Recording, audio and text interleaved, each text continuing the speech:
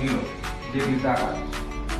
તમારું કામ થઈ જાય તો પછી તમારું કામ થતું ના હોય, થાકી ગયા હોય, પછી તમે બધાનો વિશ્વાસ તમે યાદ કરી મનમાં. તો હેલો મિત્રો, કેમ છો બધાને જય શ્રી કૃષ્ણ. તો આજે હું જઈ રહ્યો હતો પલાણા ગામ કે મારે થોડુંક કામ હતું. મોરબીથી પલાણા ગામ આશરે 247 કિલોમીટર જેવું થાય.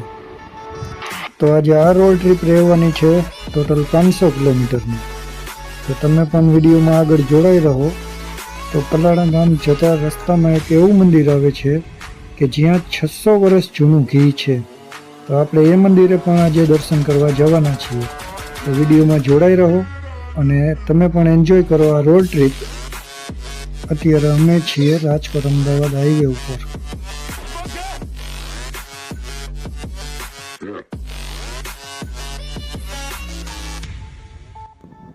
તો આ રાજકોટ અમદાવાદ હાઈવે 6 લેનનો હાઈવે છે અને બંને બાજુ સુંદર નજારા છે. અને અમે સવારે વહેલા નીકળી ગયા હતા તો ઉગતા સૂર્યનારાયણના તમે પણ દર્શન કરો. સામે તમને દેખાતા જ હશે. અને રોડની બંને બાજુ લીલી હરિયાળી છે.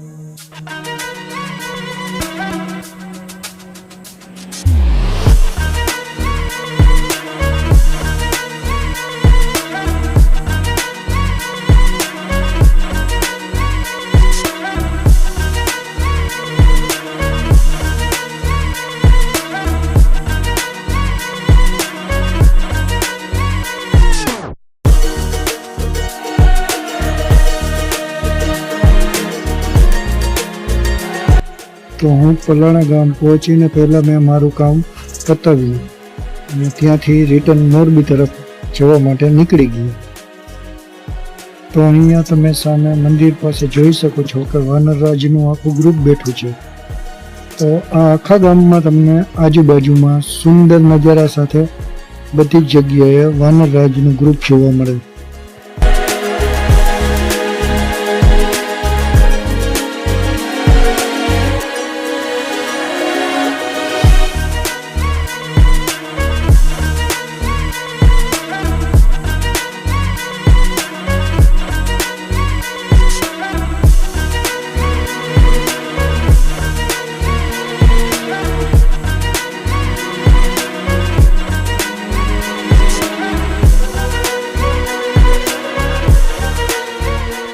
તો અમે તો મોરબી તરફ જ જવા નીકળી ગયા હતા, પણ રસ્તામાં અમને એક એવા મંદિર વિશે જાણકારી મળી કે જ્યાં 600 વર્ષ જૂનું ઘી છે. તો અમે પણ પહોંચી ગયા ત્યાં દર્શન કરવા. આ મંદિર ધોળકાની બાજુમાં આવેલ રઢુ ગામમાં છે. આ મંદિરને કામનાથ મહાદેવ તરીકે ઓળખવામાં આવે છે.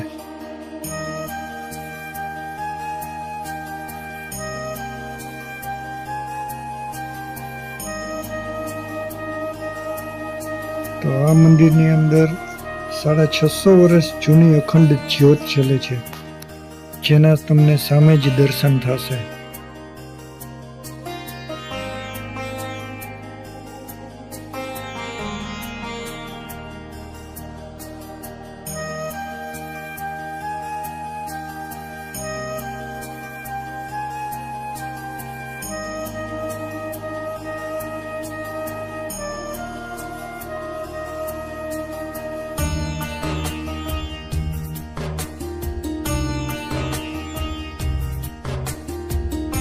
તો આવો હું તમને હવે ઘીના ભંડારના દર્શન કરાવું. આ છે ભંડાર 1. આ ભંડારમાં 100 વર્ષથી લઈને 600 વર્ષ સુધીનું જૂનું ઘી ઉપલબ્ધ છે. અને આટલું જૂનું ઘી હોવા છતાં પણ તમને ઘીના ભંડારમાં ક્યાંય જીવજંતુ કે કોઈ પણ જાતની ખરાબી સ્મેલ આવતી નથી. એકદમ શુદ્ધ ઘીની જ સ્મેલ આવે છે.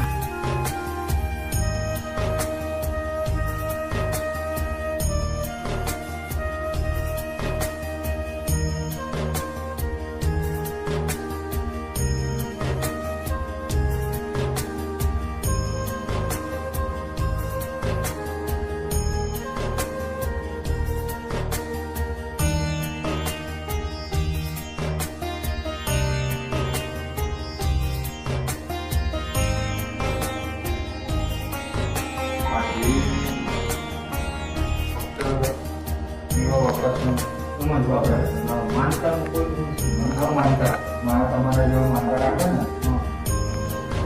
જેની શક્તિ 15 ગ્રામ 100 ગ્રામ 500 કિલો જેવી તાકાત તમારું કામ થઈ જાય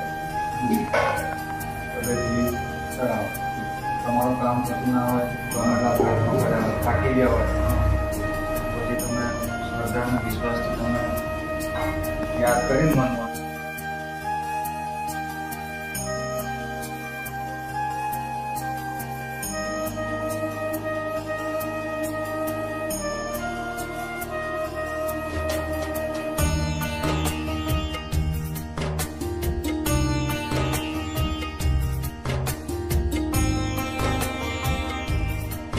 તો આ તમે જોઈ શકો છો કે ઘી કેટલું શુદ્ધ છે અને હાલની તકમાં પણ જેવું ચડાવવામાં આવેલું હતું તેવું જ છે. તો આ મંદિરની અંદર ઘીના ટોટલ 4 ભંડાર છે. 4 ભંડારમાં આશરે 1200થી વધુ ઘડા ઘીના ભરેલા છે.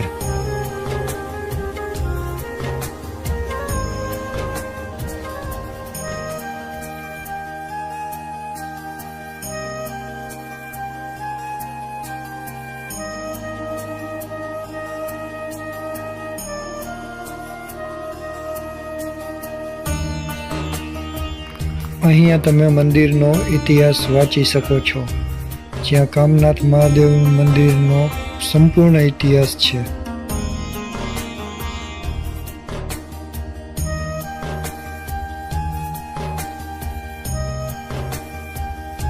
આ મંદિરની અંદર અન્નક્ષેત્ર પણ ચાલુ છે. જો કોઈ ભાવિકોએ પ્રસાદી લેવા રોકાવું હોય તો રોકાઈ શકે છે. અન્નક્ષેત્રનો સમય સવારે 11 થી બપોરના 2 વાગ્યા સુધીનો હોય છે.